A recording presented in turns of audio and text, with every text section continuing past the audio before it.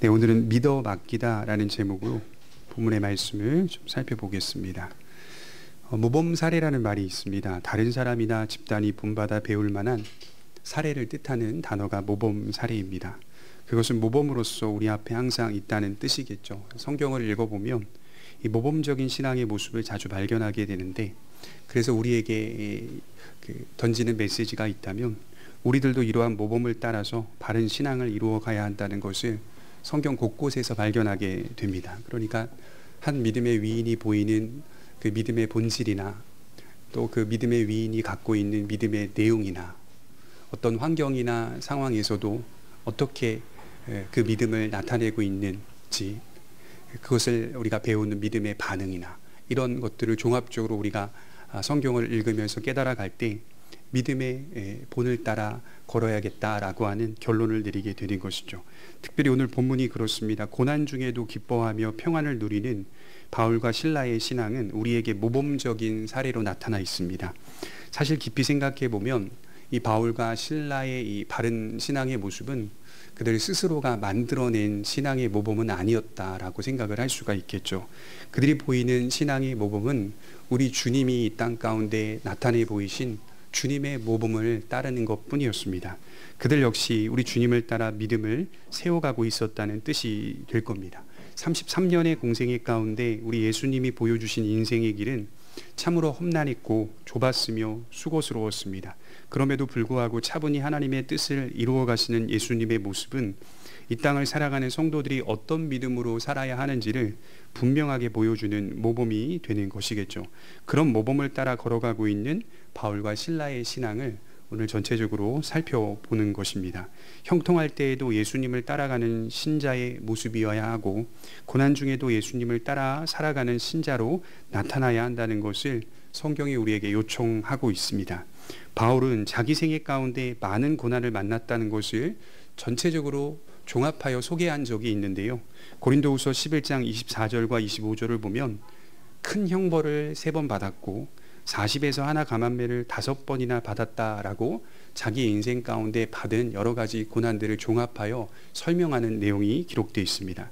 그러니까 오늘 매를 맞고 감옥에 갇힌 이 사건도 바울이 소개했던 이 고난의 전체 요약 가운데 들어가 있는 내용이라고 볼 수가 있습니다. 40에서 하나 감한매를 맞았다는 것은 39대잖아요. 이게 이 로마식으로 표현하자면 죽을 만큼 맞았다는 뜻입니다. 40대를 다 때리면 죽기 때문에 39대 정도로 죽을 만큼 때렸다, 이렇게 표현을 하는 것이죠. 본문 22절과 23절에 말하고 있듯이 무리가 일제히 일어나 고발하니 상관들이 옷을 찢어 벗기고 매로 치라 하여 많이 친 후에 옥에 가두고 간수에게 명하여 든든히 지키라 하니, 이 바울과 실라는 공개적으로 지금 매질을 당하였습니다. 로마법에서는 이러한 판결과 집행을 하기 위해서는 반드시 공정한 절차를 진행해야 한다라고 명시해 놓았습니다. 여러분, 빌립보는요, 제가 지지난주에 말씀을 드렸듯이 작은 로마였습니다. 이 도시는 완전히 로마법에 잘 체계화된 도시였다라고 볼 수가 있습니다. 그런데 바울과 실라를 공개적으로 매질할 때를 보면 어떤 공정한 법적인 절차들을 다 무시하고 건너뛰고 그냥 무분별하게 모든 사람들이 때로 달려들어서 매질을 하고 있는 것을 볼 수가 있다는 것이죠. 이것을 보면서 우리가 오늘 먼저 생각해 볼 것은, 첫째로는 세상은 항상 성도들을 실망시키고 좌절시킬 계획을 세운다는 것이죠. 왜 이렇게 바울과 실라를 때렸을까요? 왜 이렇게 깊은 옥에 바울과 실라를 가두었을까요? 그들이 그런 고통과 아픔을 겪으면서 실망하고 좌절하여 더 이상은 하나님의 사람으로 복음의 일들을 감당하지 못하게 하기 위해서입니다. 그러니까 계속적으로 박해를 가하는 것은 신자들로 하여금 큰 실망을 겪게 하고 좌절을 경험하게 만들어서 복음의 사람으로, 하나님의 사람으로, 거룩한 자로 이 땅을 살지 못하게 만드는 계획을 세우고 있다라고 하는 것이죠. 꼭 박해만 그런 걸까? 제가 가만히 생각해 보니까 박해만은 아닌 것 같아요. 모든 세상적인 환경이 다 그렇습니다. 때로는 세상을 살면서 세상이 아름다워 보일 때가 있습니다. 또 세상이 살기 좋아 보일 때도 있습니다. 그럼에도 불구하고 세상이 나아가는 방향과 본질을 들여다보면 세상의 계획은 항상 같았습니다. 그리하여 우리가 속지 말고 미혹을 받아서는 안 된다는 것이죠. 그것은 복음의 사람들을 실망시키고 좌절시킬 계획을 항상 세우고 있다라고 하는 것입니다. 시편 2편 1절에 보면 시편 기자는 세상을 보며 이걸 깨달았어요. 어찌하여 이방 나라들이 분노하며 민족들이 헛된 일을 꾸미는가. 세상이 아무리 좋아 보이고 아름다워 보여도 세상이 추구하는 방향은 헛된 일을 꾸미고 있더라 라고 하는 것을 깨달았습니다. 세상은 언제나 헛된 일을 꾸미고 분노합니다. 그러면 어떤 대상에게 분노한다는 말이죠? 시편 2편을 자세히 읽어보면 본질적으로 세상이 헛된 일을 꾸미는 대상과 또 헛된 일을 꾸미는 그 계획이 무엇이냐라고 하면 하나님의 통치를 받기를 원하지 않는다라고 하는 주된 목적을 가지고 있습니다. 시편 기자는 이 사실을 본 겁니다. 복지가 향상되고, 여러분 얼마나 우리나라 같은 경우에는 복지가 잘 돼 있습니까? 복지가 향상되고 사람들의 윤리의식이 높아져도 또 인간애가 그렇게 아주 발달이 되어도 그 자체가 하나님을 받아들인다는 뜻은 아닙니다. 오히려 세상은 이런 발전 속에 이러한 메시지를 우리에게 던지고 있는 것이죠. 시편 2편 3절에 보면 우리가 그의 결박을 벗어버리자 하는도다. 하나님의 통치와 그 관계에서 벗어나자, 이 얘기를 세상이 우리에게 던지고 있는 겁니다. 하나님께부터 더 멀어지자, 하나님께 떠나자, 이 세상과 하나님과의 관계를 끊어버리자. 그들은 하나님과 세상의 관계가 아름다운 관계로 발전해야 함에도 불구하고 그걸 어떻게 이해하고 있냐면 결박으로 이해를 합니다. 세상은 하나님의 손길이 닿는 것을 결박으로 생각을 한다는 것이죠. 그래서 그들은 항상 말하기를 그의 결박을 벗어버리자 하는도다. 그러자 시편 2편 4절에 말하기를 하늘에 계신 하나님께서 웃으시고 비웃으시리로다, 이렇게 말씀을 끝내고 있습니다. 어떤 식으로든 참된 믿음에서 벗어나도록 만들자는 것이 세상의 계획입니다. 세상을 신뢰하도록, 세상의 이념과 사상을 믿도록 우리를 미혹을 합니다. 특별히 오늘 사용되고 있는 세상의 무기가 무엇입니까? 바로 핍박입니다. 성도들을 핍박하여 박해하여 조롱을 겪게 하고 또 수치스럽게 만들고 치욕적인 사람으로 드러나게 하자, 복음의 사람들에게 대하여 핍박을 가하자, 모든 시민들이 갑자기 합심하여 하나가 되는 겁니다. 세상의 크기와 세상의 위력 앞에 그리스도인들은 물리적으로 당해낼 수가 없죠. 그래서 잠시 시험에 든 성도가 말하기를, 이렇게 말하는 분들을 제가 살면서 본 적이 있어요. 때로는 믿음보다 세상의 권세가 더 큰 것처럼 느껴질 때가 있습니다. 이렇게 말씀을 하시더라고요. 정말 믿음을 가지고 살다 보면 이러한 느낌을 받을 때가 참 많습니다. 이런 생각이 장기간 지속되게 되면 신앙의 실망을 느끼게 되고 신앙의 특별함과 소중함을 버리고 세상으로 돌아가게 됩니다. 왜냐하면 세상이 더 크고 강한 것 같기 때문입니다.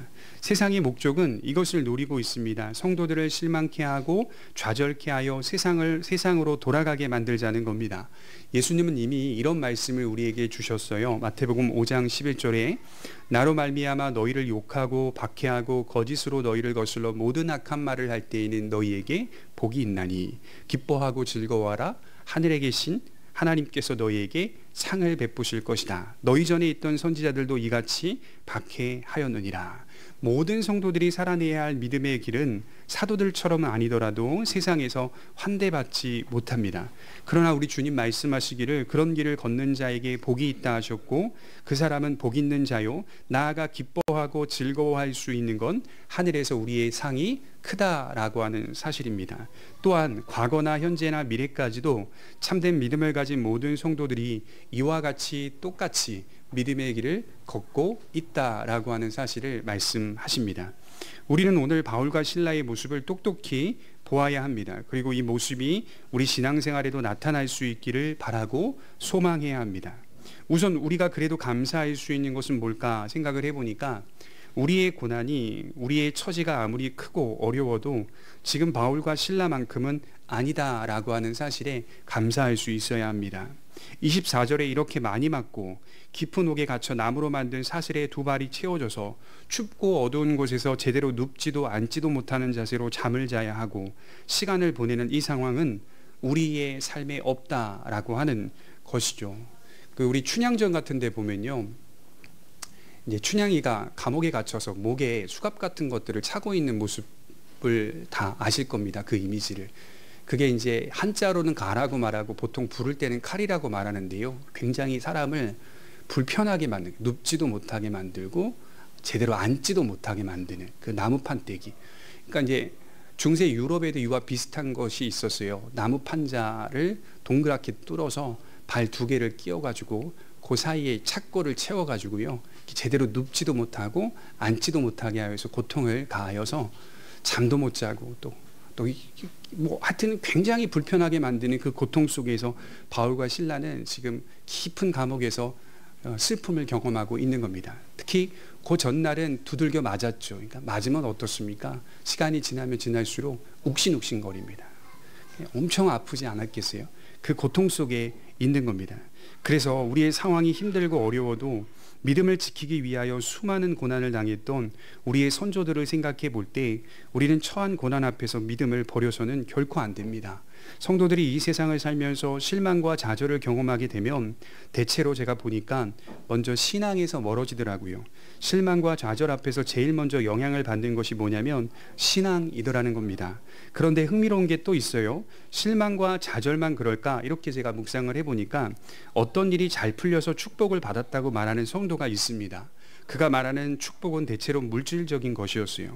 그래서 교회에 나와서 내가 받은 축복들을 사람들에게 자랑하기도 합니다. 하나님께서 물질의 축복을 주시기도 했다라고 하는 사실을 말하기도 합니다. 그런데 가만히 시간상으로 살펴보니까 축복을 받았다고 말하는 그가 축복을 받은 이후에 예수님을 더 멀리하더라는 겁니다. 어떤 경우는 주님에게서 떠나버리는 사람들도 있습니다. 이런 경우도 교회 안에 많습니다. 한번 생각해 보십시오. 형통을 하든 환난을 만나든 둘 다 똑같은 상황이 되어버리는 것이죠. 믿음에서 떠나더라는 겁니다. 그래서 엄밀히 말해 세상이 주된 계획은 신앙을 잃어버리게 만드는 겁니다. 대표적으로는 실망과 좌절을 경험하게 만들어서 주님을 떠나게 하는 것입니다. 바울과 실라는 지금 어떤 모습을 우리에게 보여주고 있습니까? 제가 이렇게 보니까요, 요약할 수 있어요. 당면한 환경 가운데 눌리지 않고 있습니다. 당면한 환경 가운데 눌리지를 않아요. 이건 눌려야 되는 거거든요. 그래서 제가 제 자신을 들여다보니까 내가 이런 상황이었다면 어땠을까? 저는 눌리고도 남을 사람이거든요. 바울과 실라는 눌리지 않고 있습니다. 25절에 보면 한밤중에 바울과 실라가 기도하고 하나님을 찬송하며 죄수들이 듣더라. 자정쯤에 기도하고 하나님을 찬송하기 시작합니다. 춥고 어두운 곳 두 발이 착고에 채워져서 불편하고 고통스러운 상황에서도 그들의 영혼은 누구보다도 자유로웠습니다. 여러분, 깊은 옥에 갇혀 있다고 생각해 보십시오. 감옥이라고 하는 이 장소의 정의는 뭐냐면 감금의 장소입니다. 그리고 사람을 묶어놓는 장소입니다. 그런데 바울과 실라의 지금 나타내 보이는 반응은 전혀 묶여있지 않는 자처럼, 진정한 자유자처럼 아름답게 노래하고 기도하고 있습니다. 당면한 환경 가운데 눌리지 않습니다. 당연히 아팠을 것이고 실망스러웠을 수 있습니다. 왜냐하면 복음을 전하다가 당하는 이런 박해이기 때문에 우리가 얼마나 정당하게 일을 했는데, 우리가 귀신 들린 여정을 고쳤는데, 우리가 내보냈는데, 치료했는데 왜 이런 고초를 겪어야 하지? 실망할 수 있었을 겁니다. 하지만 인간이 가진 모든 약함을 뒤로하고 그들이 믿음으로 하나님을 바라보고 있더라는 것이죠.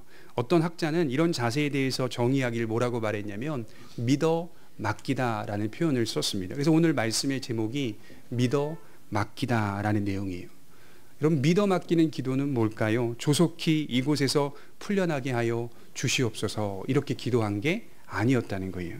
만일 그랬다면 이후에 하나님께서 일으키신 지진으로 문이 열리고 메인 것이 다 벗어졌을 때, 26절에 그렇게 기록하고 있죠. 문이 열리고 메인 것이 다 벗어졌을 때 도망가야 맞습니다. 우리의 기도대로 풀어주셨으니 도망가자라고 했어야 맞습니다. 그러나 바울과 실라는 그 자리에 그대로 머물러 있습니다. 굉장히 이상한 반응을 보이고 있는 것이죠. 오히려 다른 죄수들이 빠져나갈까 봐 단속하고 있어요. 정말 멋지죠. 자기들 외에도 다른 죄수들이 빠져나갈까 봐 그 자리를 단속하고 있어요. 그들의 기도는 풀어달라는 기도가 아니라 하나님의 뜻대로 장래일을 맡기는 기도였습니다. 실망과 좌절이 있을 수는 있으나 그럴 때일수록 성도는 기도해야 하고 하나님께 감사해야 하는 것이죠. 여러분, 사도행전을 읽어보니까요, 결국 어려운 순간 위기 앞에서 기도는 흔한 일로 기록되어 있더라고요. 우리는 기도하는 게 어렵잖아요. 무엇이 신앙생활에 제일 어렵습니까? 라고 묻는다면 많은 성도들이 기도라고 말하더라고요. 기도하는 게 가장 어렵다, 이렇게 말씀들을 한다고 해요.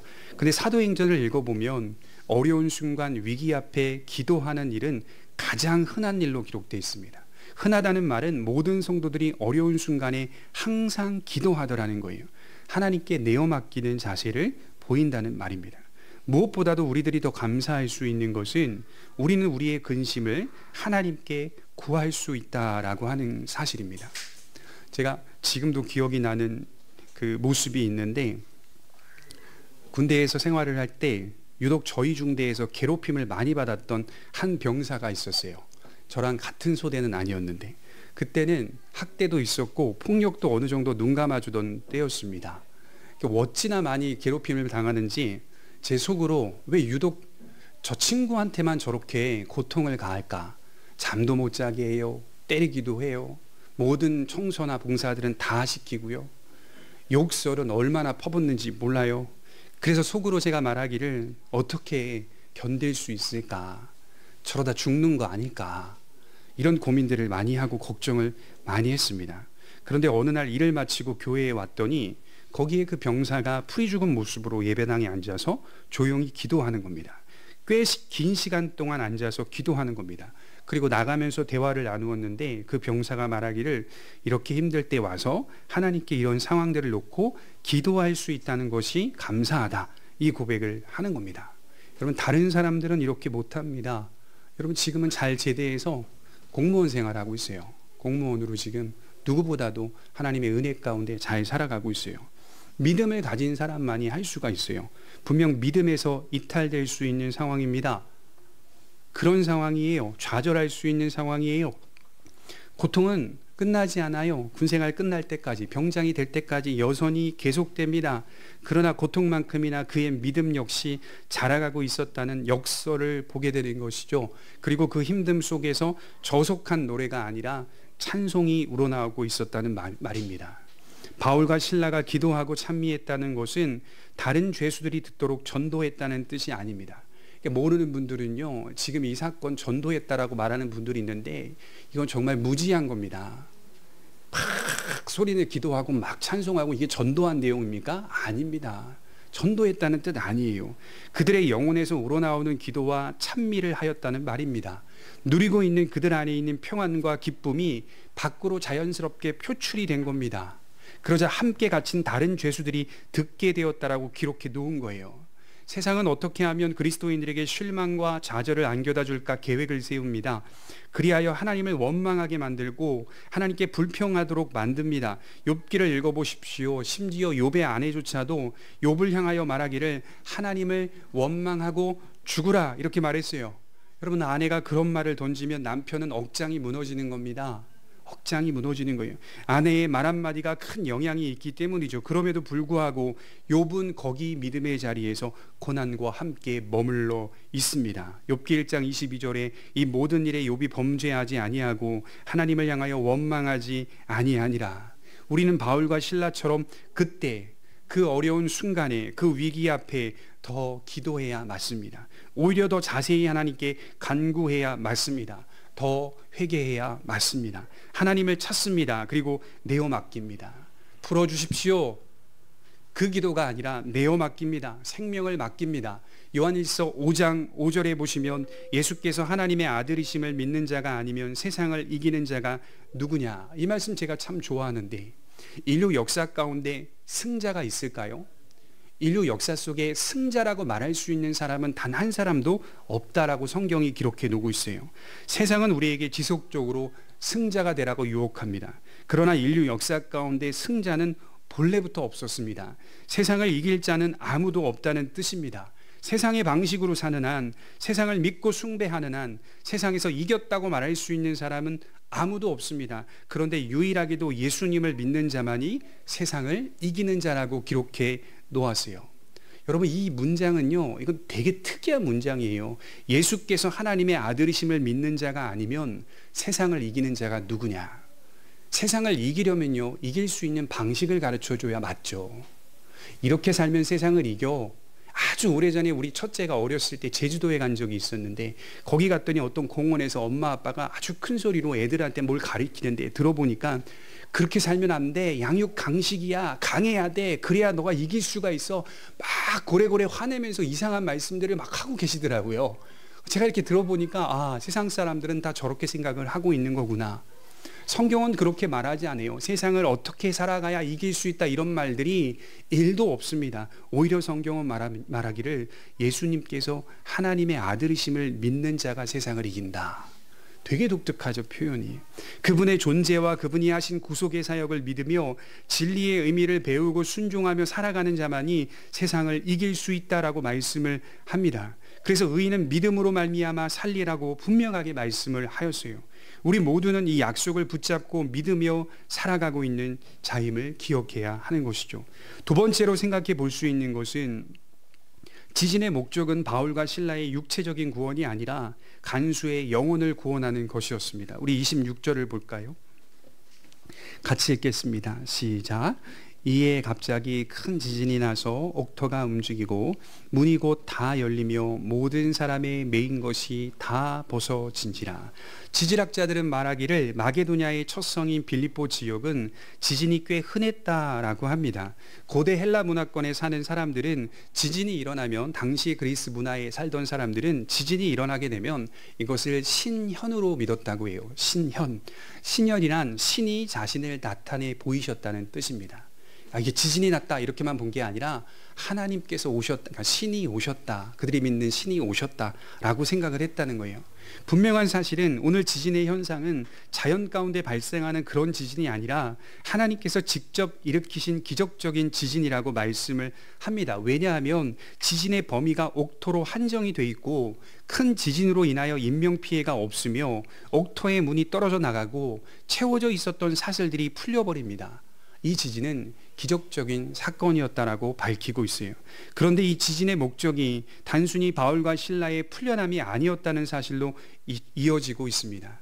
처음부터 살펴보면 빌립보 성문 밖에 한 강가에서 섭리 가운데 루디아를 만나게 하시고, 이 여성의 마음의 문을 여신 바로 그 하나님, 수년간 귀신에게 사로잡혀 억눌린 채 그저 여러 주인들에게 돈을 벌어다 주며 살던 한 여종을 고치신 바로 그 하나님이 오늘 간수장의 영혼을 구원하시고자 옥토를 흔드신 것입니다. 바울과 실라의 풀려남이 지진 때문이 아니라 결국 상관들의 명령에 따라 이루어지는 것을 볼 때 지진의 목적은 간수장과 그의 가족들에게 있었습니다.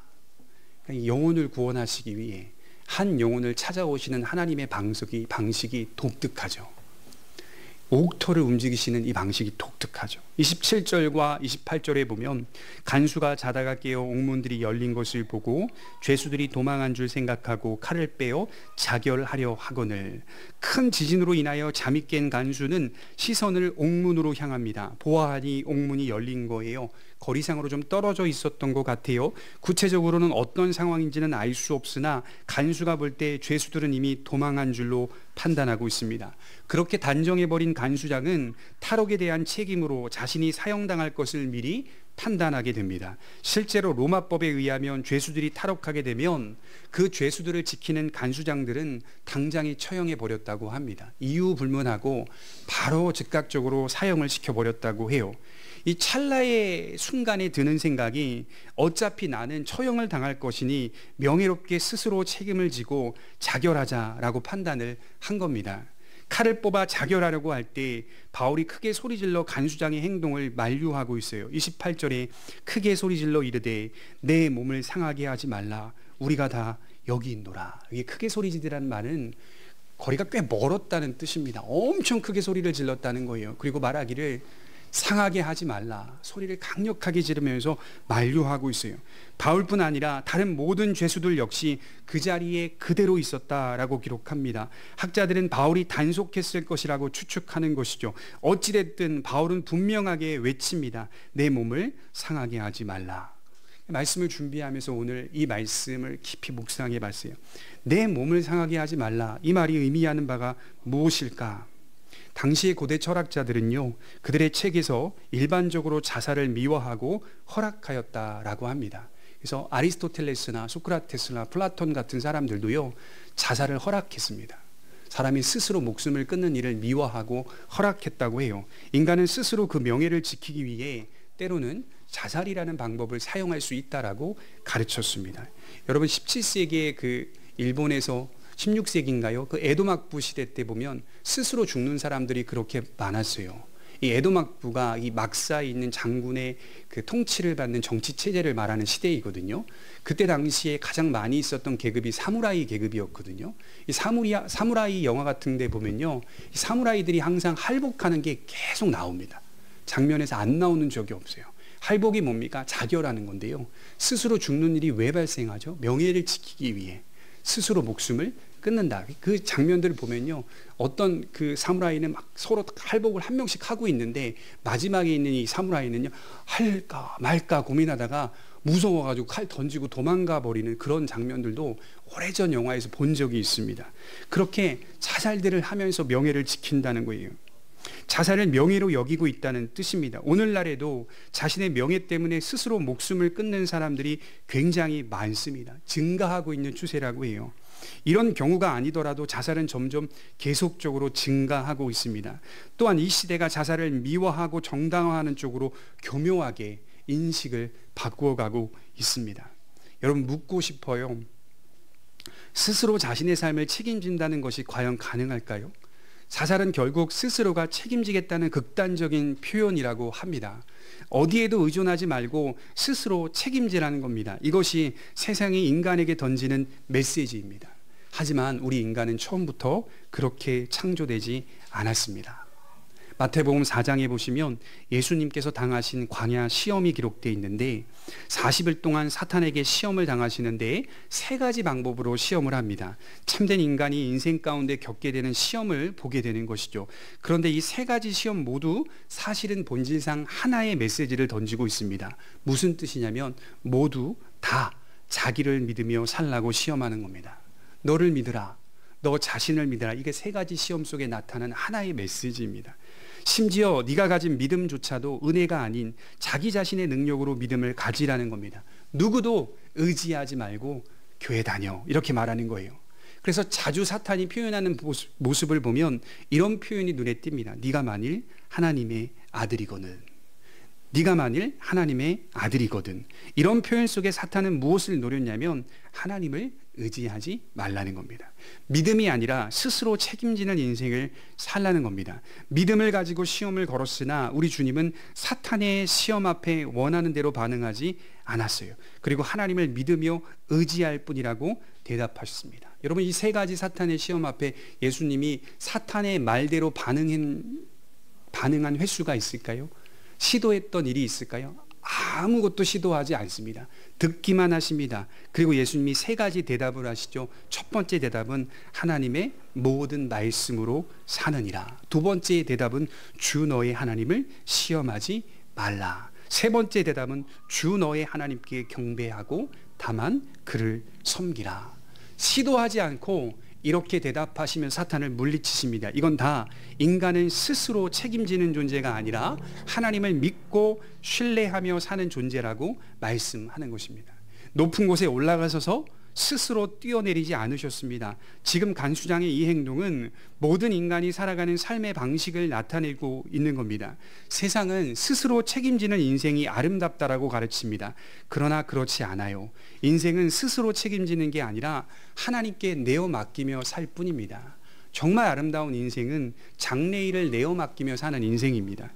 기독교는 말합니다. 창조의 법을 준수하라고 말씀합니다. 창조의 법은 무엇입니까? 생명은 여호와께 속하였다는 말입니다. 그리고 자신의 삶에 충실할 것을 요구합니다. 태어남과 죽음은 창조의 법 속에 있습니다. 그 어떤 상황에서도 자살을 미워하거나 허용하지 않습니다. 억울한 일을 겪을 때 죽고 싶죠.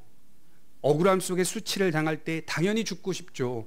비록 이 세상에서 알아주지 못할 수도 있습니다. 그러나 성경이 말하기를 참된 재판관이신 하나님은 반드시 심판할 것이고 반드시 온전하게 드러내실 것을 믿으라, 이렇게 명령하고 있습니다. 기독교의 가르침은 우리의 삶이 언제나 하나님의 은혜 앞에서 기쁨을 누리며 사는 것과 타락하지 않고 용기 있게 살아갈 것을 계속적으로 요구합니다. 자기의 몸과 영혼을 지킬 것을 요구합니다. 성경은 육신을 지키는 목적이 자신의 영혼을 지키기 위해서라는 사실로 발전시키고 있어요. 이 육신의 삶은 영혼과 직결되어 있기 때문에 보이는 것을 가지고 보이지 않는 영원한 삶의 의미와 가치를 두며 살아가라라고 명령합니다. 그러니까 육신을 잘 지켜서 건강한 음식 먹고 운동 열심히 해서 너 육신을 위하여 살아라, 이렇게 말하지 않아요. 건강한 음식 먹어야 되고 운동도 열심히 해야 됩니다. 육체의 건전함을 키워서 하나님을 영화롭게 하라, 이렇게 말합니다. 하나님을 영화롭게 하라. 분명한 사실은 자신의 육신의 생명을 스스로 포기하고 괴롭히는 일은 결코 허락되지 않았다라고 하는 것입니다. 바울은 간수장의 행동을 중단시켰어요. 그리고 중요한 사실은 간수장을 안심시키고 있더라는 거예요. 여기 본문을 보십시오. 누가 떨어요? 누가 무서워해요? 누가 두려워해요? 바울과 실라가 두려워해야 맞죠. 간수장이 두려워하고 있어요. 바울과 실라 앞에 벌벌 떨고 있어요. 너무나 특이하고 너무나 큰 거룩한 사람을 만나니 간수장이 떨고 있어요. 그리고 바울과 실라가 묶인 그들이 자유로운 간수장을 안심시키고 있어요. 목숨을 잃을까 봐 두려워하는 간수장을 안심시키고 있어요. 이런 바울의 행동은 간수장의 마음을 흔들었고 간수장은 바울이 전하는 진리에 큰 관심을 가지게 됩니다. 처지가 뒤바뀌어 버렸죠. 표면적으로는 처지는 똑같아요. 그러나 그 내면적으로 들어가 보면 처지가 완전히 뒤바뀌어 버린 상태입니다. 그저 육신의 생명과 죽음에만 몰두했던 자기의 모든 삶이 바울이 보여주고 있는 믿음의 모습을 보면서 참된 생명과 참된 구원에 대한 큰 관심을 가지게 됩니다. 간수장은 즉시 도움을 요청합니다. 바울이 도움을 요청해야 맞는데 이제는 간수장이 도움을 요청합니다. 30절에 보시면 그들을 데리고 나가 이르되 선생님이여 내가 어떻게 하여야 구원을 받으리까 하거늘 이르되 주 예수를 믿으라 그리하면 너와 내 집이 구원을 받으리라 하고, 인간이 가장 큰 위기에 봉착했을 때 진정한 질문을 던진다고 했죠. 내가 어떻게 하여야 구원을 받을 수 있습니까? 그리스 철학이 늘 그렇듯이, 이방 종교가 늘 그렇듯이 무엇을 하여야, 이게 이방 종교나 이방 사상의 핵심적인 질문입니다. 무엇을 해야만 하는 종교, 무엇을 해야만 하는 철학, 이 모든 것들이 다 가장 중요한 질문입니다. 인간이 가진 지식의 한계, 인간이 가진 종교성의 한계를 드러내고 있는 질문이에요. 구원은 무엇을 해야만 받을 수 있는 것이라고 모든 사람들이 공유하고 있는 지식. 그러나 우리가 믿고 있는 복음은 무엇을 해서 구원받는 게 아니라고 대답해 줍니다. 이어지는 바울의 대답은 매우 단순하면서도 더 단순합니다. 단순함만 있는 게 아니라 들어가 보면 심오함도 들어가 있습니다. 주 예수를 믿으라 그리하면 너와 내 집이 구원을 받으리라. 구원의 길은 무엇을 해야 하는 길이 아니다. 주 예수님의 존재와 권세와 사역을 믿는 것뿐이라고 말씀을 하고 있어요. 그분이 내게 행하신 일을 은혜로 여기며 받아들이라. 구원은 내가 무엇을 하여서 성취하는 게 아니라 구원을 은혜로 받는 것임을 말씀하고 있어요. 간수는요 당황했을 겁니다. 이 대답 앞에 당황했을 거예요. 적어도 진리라고 하면, 우리가 그동안 믿어왔던 그리스의 신화, 이 진리라고 하면 무엇을 해야 한다라는 식의 가르침이 있을 텐데, 단지 예수님의 권세와 사역을 신뢰하라고 하니까 얼마나 신비롭습니까? 믿음이 구원의 길이라는 사실은 참으로 특이하고 독특한 겁니다. 믿으라. 무엇을 해야만 합니까? 묻자 믿으라. 구원이 임할 것이다. 그래서 여러분, 기독교는요 모험이 아닌 것 같아요. 깊이 제가 신앙생활을 하면서 묵상하고 살아가면서 깨닫는 건 기독교는 모험이 아닙니다. 어떤 성도는 기독교 신앙의 길이 모험과도 같다라고 말하는 분들이 있었어요. 그렇지 않습니다. 기독교 신앙이 롤러코스터를 타는 것처럼 생각하는 분들도 있습니다. 신앙생활 하다 보면 다음에 어떤 코스가 나올지 불안하고 두렵습니다. 여러분, 우린 그런 신앙의 길을 걷고 있는 게 아닙니다. 그분은 이 기독교는 그분이 걸어가시고 다 이루신 사역의 결과에 의존될 뿐이에요. 기독교는 모험을 하는 종교가 아니에요. 기독교는 예수님이 걸어가시고 다 이루신 사역의 결과에 의존될 뿐입니다. 저는 이게 너무 좋습니다. 모험처럼 사는 인생 같지만 우리의 중심은 그가 다 이루신 길을 따라 믿을 뿐이에요. 우리가 믿는 과학 기술, 도덕 체계, 옳고 그름, 가치 판단, 이념, 사상 이러한 것들이 아무리 탁월하고 유능하여도 참된 선은 항상 우리 마음속을 곧바로 관통하고 있다는 사실을 기억해야 돼요. 이 세상 그 어떤 철학자도 지혜롭다라고 말하는 현자도 자기 마음속을 곧바로 관통하는 진정한 하나님의 의 앞에 고개를 당당히 들 수가 없어요.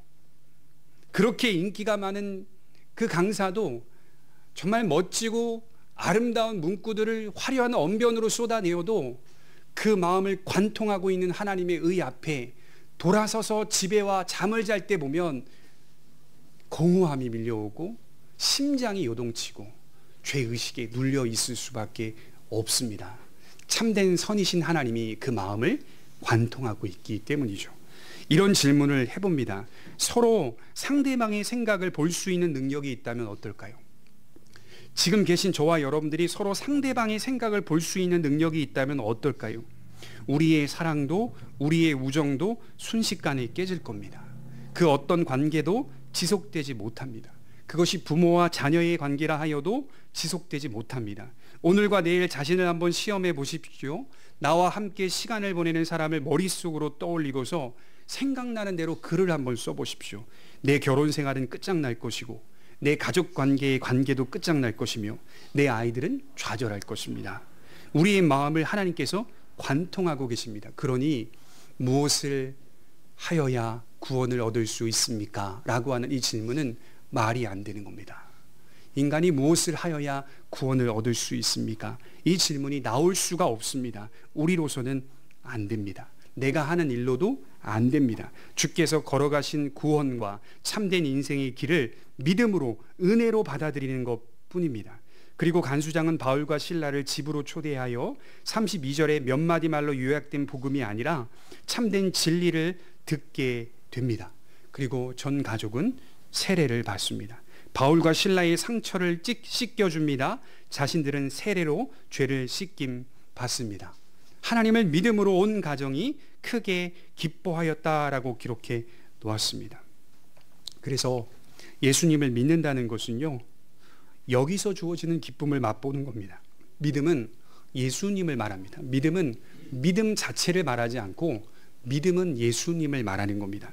그분 안에서 주어지는 기쁨을 소유한 자만이 믿는 자라고 말할 수가 있는 거예요. 믿음은 장롱에 고이 모셔둔 보험 증서가 아닙니다. 믿음은 그리스도를 인격으로 모시는 일입니다. 그걸 성경이 연합이라고 하고 신학에서는 이걸 유니온이라고 말을 하는데, 어떤 역사가 연합되어지면 내 영혼 가운데 일어나냐면, 한번 잘 들어보십시오. 예수님께서 가시는 곳에 나도 가고, 예수님께서 사시면 나도 살고, 내가 죽어야 하는데 예수님께서 죽으시고, 내가 받을 벌을 예수님께서 받으십니다. 그분은 내 부활이고 그분은 내 생명이 되는 겁니다. 이 일이 내 마음속에 일어나고 있는 거예요. 이것이 믿음 안에서 우리에게 일어나는 놀라운 역사인 것입니다. 기도하도록 하겠습니다.